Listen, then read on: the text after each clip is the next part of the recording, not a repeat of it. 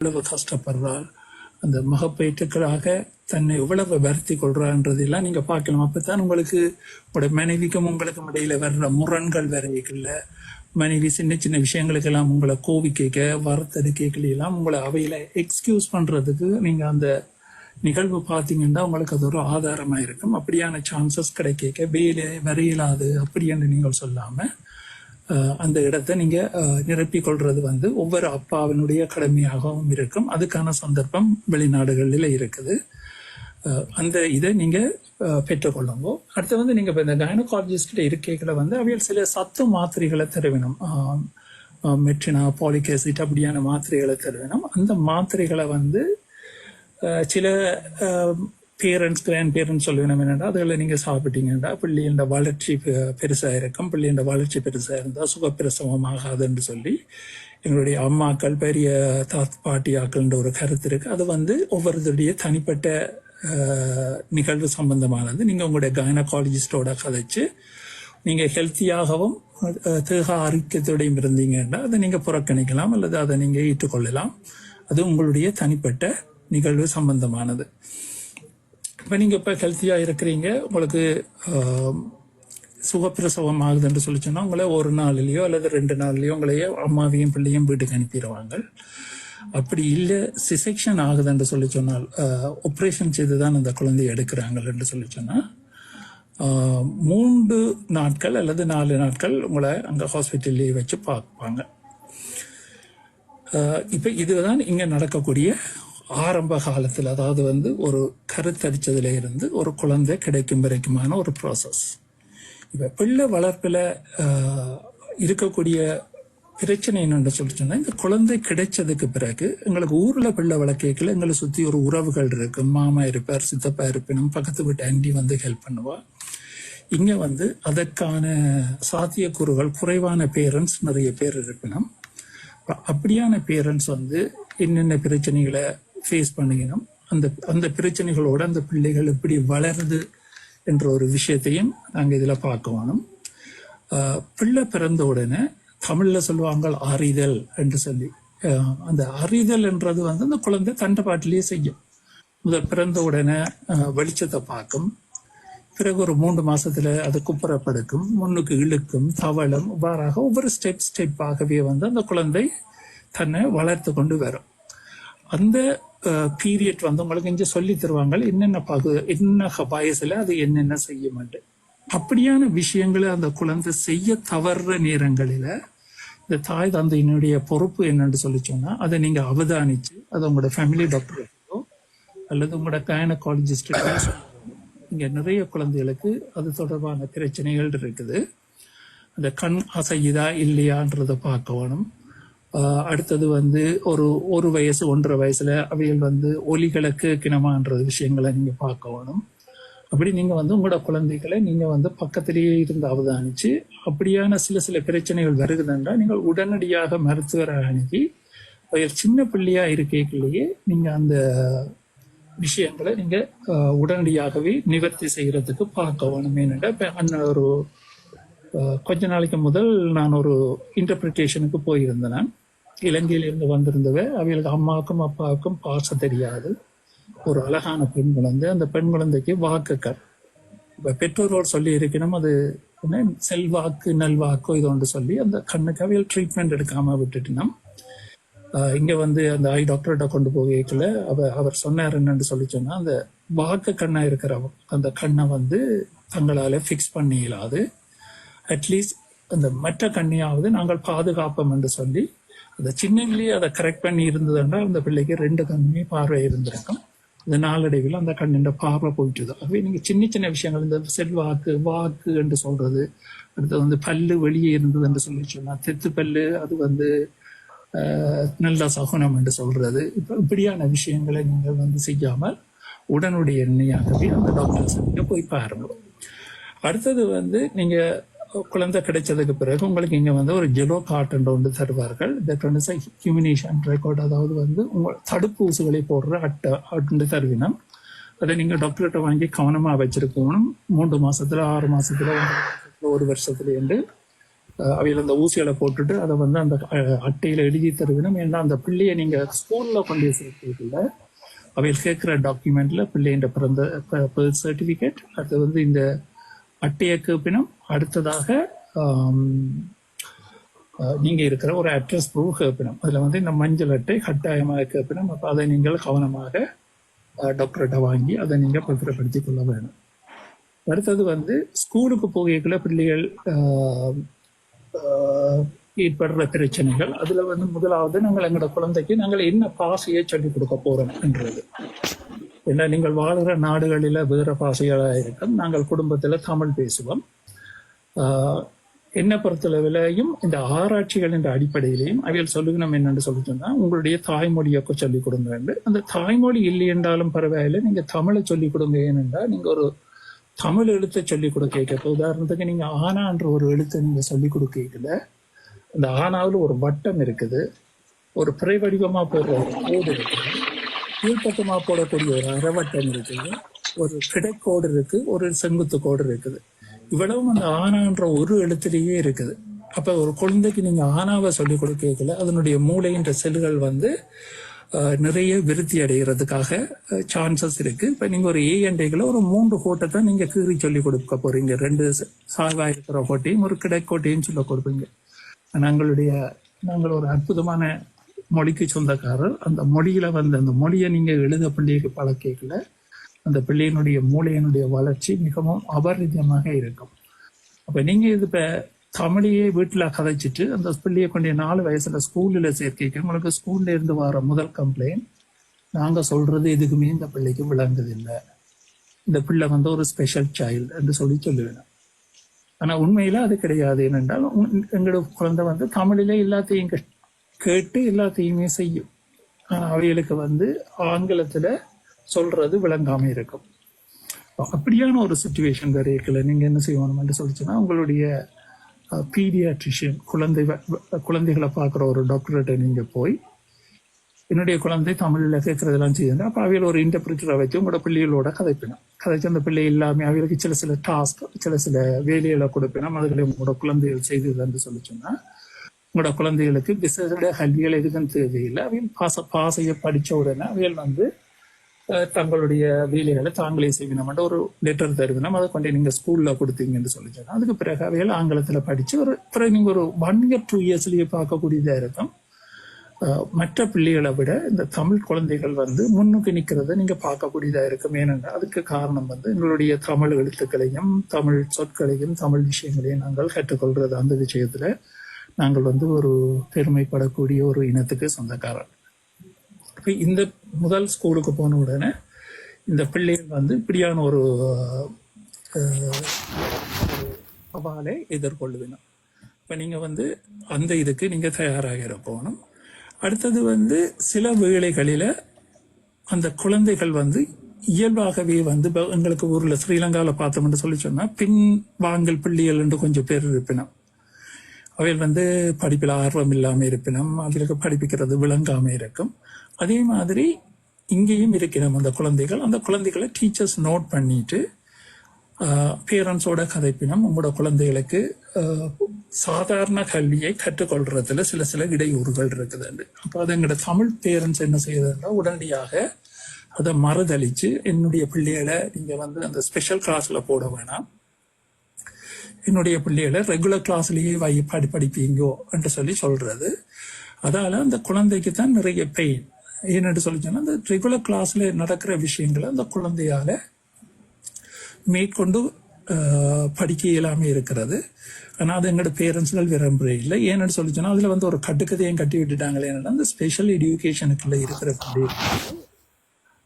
யூனிவர்சிட்டிக்கு போகிறாது அப்படி என்று சொல்லி ஒரு தவறான கருத்தை கூட பரப்பி வச்சிருக்கணும். ஆனா உண்மையா அப்படி இல்லை. உங்களுடைய குழந்தைகளுக்கு வந்து அப்படியான ஒரு சூழ்நிலை ஏற்படுமாக இருந்தால், நீங்க உங்களுடைய குழந்தையினுடைய ஆசிரியர், பிரின்சிபல், அந்த அவைகளுக்கு என்ன குறைபாடு இருக்கோ அது சம்பந்தமான ஸ்பெஷலிஸ்டோட கதைச்சு அதற்குரிய வகுப்பில் அதற்குரிய ஏற்பாடுகளை நீங்க செய்கிறது வந்து உங்களுடைய குழந்தையின் வருங்காலத்துக்கு மிகவும் நல்லதொரு விஷயமா இருக்கும். அது எங்களோட தமிழ் பெற்றோர்கள் நிறைய பேர் அதை புறக்கணிக்கிறீங்க. அதை புறக்கணிக்காதீங்க என்றதை நான் ஆணித்தனமாக சொல்கிறேன். அது சம்பந்தமாக நான் இன்றைக்கு ஒரு கெஸ்டையும் உங்களுக்கு இன்ட்ரடியூஸ் பண்ணலாம் டைம் இருந்ததுன்றா நான் பார்க்குறேன். ஆகவே இப்போ உங்களோட பிள்ளை வந்து ஸ்கூலுக்கு போயிட்டுது, ஸ்கூலுக்கு போய் படிக்க ஆரம்பிக்குது. படிக்க ஆரம்பிக்கல வந்து இங்கே நடக்கிற ஸ்கூல் சிஸ்டம் வந்து இப்படி இருக்கும் என்று சொல்லி சொன்னால், பிள்ளைகள் விரும்பினத்தை படிக்கிறதுக்கான ஒரு ஏற்பாடை செய்திருப்பினோம். அதை விட இந்த விசேட கல்வியை பெறக்கூடியவர்களுக்கான ஒரு ஏற்பாடு செய்திருப்பினோம். ஒரு சில குழந்தைகளுக்கு வந்து பாயிண்ட் மோட்டர் இஷ்யூ இருக்கும், பென்சில் பிடிச்சு எழுத தெரியாத குழந்தைகள் இருப்பினோம். ஒரு சில குழந்தைகள் இருப்பினும் கான்சென்ட்ரேட் பண்ணிடாது, அந்த படிக்கிறதுல கவனம் செலுத்தாமல் வேறு இடங்களில் வேறு விஷயங்களில் கவனம் செலுத்தக்கூடிய ஆட்களாக இருப்பினோம். அடுத்த ஒரு சில குழந்தைகளுக்கு வந்து ஒரு முறை சொல்லி கொடுத்தா அதை உடனடியாக கற்றுக்கொள்ள முடியாத குழந்தைகளாக இருப்பினோம். ஆகவே அவைகளை அந்த டீச்சர்ஸ் வந்து சரியாக அவதானித்து பேரண்ட்ஸோட டிஸ்கஸ் பண்ணிக்கல நீங்கள் வந்து அதில் அட்டென்ஷன் எடுத்து நீங்கள் அந்த குழந்தைக்கான என்னென்ன படிமுறைகள் இருக்கோ அந்த படிமுறைகளை நீங்கள் செய்கிறதுக்கு தயாராக இருக்கணும். இப்போ 2-3 நாட்களுக்கு முதல் எங்களுடைய நிகழ்ச்சியில் ஒரு நண்பர் வந்து சொல்லியிருந்தார், தான் ஒரு போராளி என்றும் தனக்கு தன்னுடைய 2வது குழந்தை ஆட்டிஸ்டிக் என்றும் தான் அந்த குழந்தையினுடைய பேரில் வந்து தான் இந்த தளத்தில் பேசுகிறேன் என்றும் சொல்லியிருந்தார். இப்போ எங்களுடைய சமூகத்தில் இந்த ஆட்டிஸ்டிக் கான குழந்தைகள் வந்து நிறைய இருக்கணும். இந்த ஆட்டிஸ்டிக்கான இருக்கிற குழந்தைகளுக்கு நான் ஒரு சின்ன விஷயம் சொல்றதுக்கு விரும்புகிறேன். என்னென்னு சொல்லி சொன்னால், நான் ஒரு இலங்கையில் இருந்த காலத்தில், அப்போ பலாலியில இருந்து கொழும்புக்கு விமானத்தில் போகக்கூடிய இருந்த காலத்தில், நான் சின்ன பையன், நானும் அங்கட அப்பாவும் கொழும்பில் இருந்து யாழ்ப்பாணம் வரைக்குள்ள அந்த ட்ரெயினுக்குள்ள ஒரு விசேட தேவையுடைய ஒரு பையனையும் அவனுடைய தகப்பனையும் நாங்கள் சந்தித்தோம். அவனை சந்திக்கல அந்த விசேட தேவையுடைய அந்த ஆக்டிவான பையன் தகப்பனை பார்த்து கேட்குறான், அப்பா நீ என்ன யாழ்ப்பாணத்திலிருந்து கொழும்புக்கு ஃப்ளைட்டில் கூட்டிகிட்டு போனேன், அம்மாண்ட நகை எல்லாத்தையும் வச்சு அடைவு வச்சு கவித்து கூட்டிகிட்டு போனேன், அன்றைக்கு அந்த வெளிநாட்டில இருந்து வந்த டாக்டர்கிட்ட காட்டி அவையில் ஒன்றுமே செய்ய இல்லை, நாங்கள் திருப்பி போகிறோம், நீ என்ன பெற்றதுக்காக நீ கவலைப்பட இல்லையா, என்ன பெற்றதாலும் உனக்கு கவலை இல்லையான்னு சொல்லி அந்த குழந்தை வந்து அந்த அப்பாவை கேட்குது. அதுக்கு அந்த அப்பா பதில் சொல்றார், இந்த கடவுள் வந்து நல்ல பெற்றோர்களை தேடுவார், என்னதுக்காக என்றால் உன்ன மாதிரி ஒரு குழந்தைய தாரத்துக்கு. அப்படி தேடி இந்த உலகத்தில் இருக்கிற எத்தனையோ லட்சம் மக்களுக்குள்ள நல்ல பெற்றோர்களாக என்னையும் என்னுடைய வைஃபையும் உன்னுடைய அம்மாவையும் உனக்கு அம்மா அப்பாவை தேடி தந்திருக்கணும். அதால தான் நீ வந்து எங்களுக்கு குழந்தையா கிடைச்சிருக்கிறாய். உன்னை நாங்கள் இந்த உலகத்தில் ஒரு நல்ல மனுஷனாக வாழ வைப்போம் என்ற நம்பிக்கையில தான் உன்னை எனக்கு தந்திருக்கிறார் என்று சொல்லி அவள் சொல்லிச்சினேன். அந்த அப்பா சொன்ன கருத்தை தான் நான் வந்து அந்த ஆட்டிஸ்டிக் இருக்கிற குழந்தைகளுடைய தாய் தகப்பனுக்கு எல்லாருக்குமே நான் சொல்ற விஷயம் அதுதான், இந்த இறைவன் அல்லது இயற்கை தேடி எடுத்த அற்புதமான தாயின் தகப்பனும் நீங்க. உங்களால் அந்த பிள்ளையை ஒரு நல்ல நிலைக்கு கொண்டறியலும், அந்த பிள்ளைகளுக்கான நிறைய வசதிகள் நீங்க வாழ்ற ஒவ்வொரு நாடுகளிலேயும் இருக்குது. நான் வாழ்ற டொரண்டோவில் ஒரு 25 வருஷத்துக்கு முதல் இப்படியான மக்களுக்காக நானும் இன்னொரு 6 பேரும் சேர்ந்து, ஒரு வீல் சேரில் இருக்கிற ஒரு ஆள், கண் தெரியாதவர்கள், போலியோவில் பாதிக்கப்பட்டார்கள், எல்லாருமா சேர்ந்து நாங்கள் ஒரு அமைப்பை உருவாக்கின. நாங்கள் OCTD என்றது இப்போ 25 வருஷமா இயங்கி கொண்டிருக்குது. அப்படி நீங்கள் டொரண்டோவில் உங்களுக்கு யாராவது ஆட்டிஸ்டிக் கிட்ஸ் இருந்ததுன்னு சொல்லி சொன்னால் நீங்கள் அவைகளோட தொடர்பு கொண்டு அவைகளுடைய சேவைகளை நீங்கள் பெற்றுக்கொள்ளக்கூடியதாக இருக்கும். இப்போ நான் அந்த அமைப்பில் இல்லை, 2017 இருந்து நான் அதில் விலகிட்டேன். ஆனால் இந்த அமைப்பு இன்னும் செயற்பட்டு கொண்டிருக்கு. அதே மாதிரி உங்களுடைய ஒவ்வொரு நாடுகளிலேயும் இவ்வாறான குழந்தைகளுக்கான அமைப்புகள் இருக்கும்.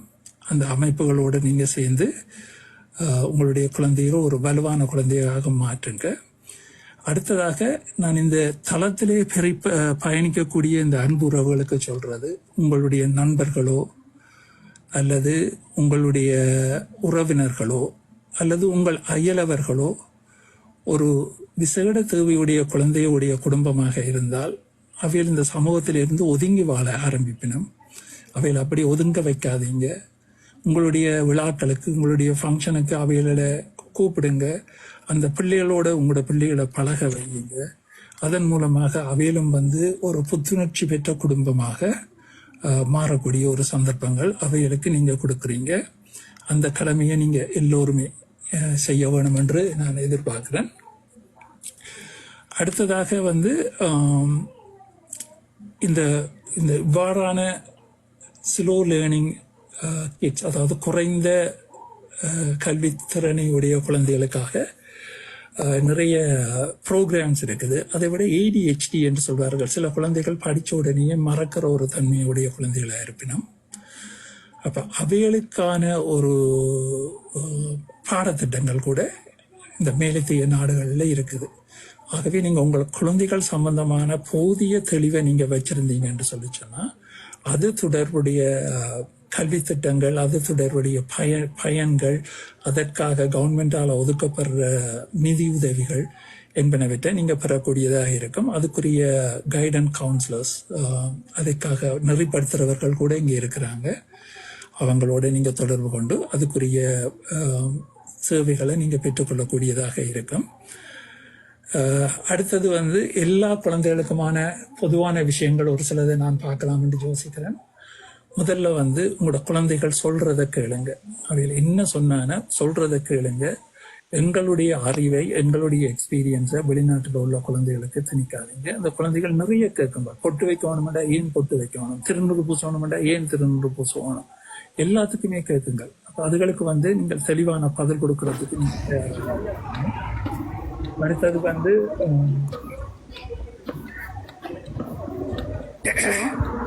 அடுத்தது வந்து இன்னும் நாங்கள் எவ்வளவு நேரத்தில் இந்த தளத்தை மூட போறோம்? டைம் ஆயிட்டு தானே, நீங்க பார்த்தோம். அப்ப நாங்கள்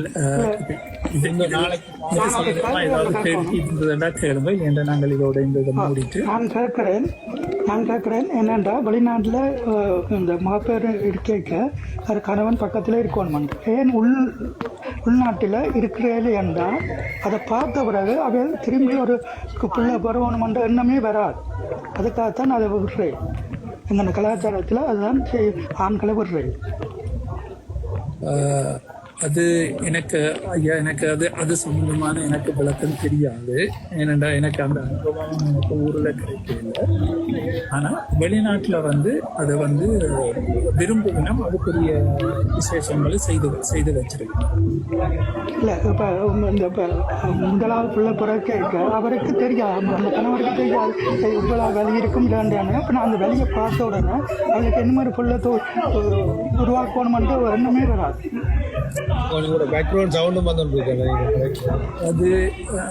அதை பற்றி எனக்குடைய கருத்துன்றது எனக்கு தெரியல. வேற ஏதாவது கருத்துக்கள், வேற ஏதாவது கேள்விகள் இருக்கா? ஏன்னா நான் இன்றைக்கு என்னுடைய மகனை கதைக்க வைக்கலாம்ன்றதுதான் இருக்கிறபடியால் நாங்கள் இன்னொரு விஷயம் என்னோட அவருக்கு வந்து இந்த ஸ்பெஷல் எஜுகேஷன் சம்பந்தமான சில விஷயங்கள் தெரியும். அதை அவர்கிட்ட கேட்டிருந்தேன். சரியப்பா, நான் வந்து சொல்றேன். ஆட்டிசம் வந்து எங்கண்டி ஆக்களை கூட வந்து போறனால பாதிக்கப்பட்டதாலையும் கூட வரும். மற்ற வீட்டில் அடிக்கடி பிரச்சனை இருக்கிறதாலையும் வரும். நான் வந்து இதுல ஸ்பெஷலிஸ்ட் இல்லையா. நான் வந்து என்னன்னு சொல்லி சொன்னா, நான் வந்து இந்த துறை சார்ந்தவன் இல்லை. இதை நான் வந்து அறிந்ததும் தெரிந்ததும் உணர்ந்து கொண்டதையும் வச்சுக்கொண்டுதான் நான் பேசுறேன். நான் இந்த ஸ்பெஷலிஸ்ட் இல்லை. நான் வந்து எஜுகேஷனலி ப்ரொஃபஷனல் இல்லை. ஆகவே எனக்கு ஆராய்ச்சி சம்பந்தமாக இல்லாத ஒரு விஷயம் என்னால சொல்ல இயலாத ஐயா.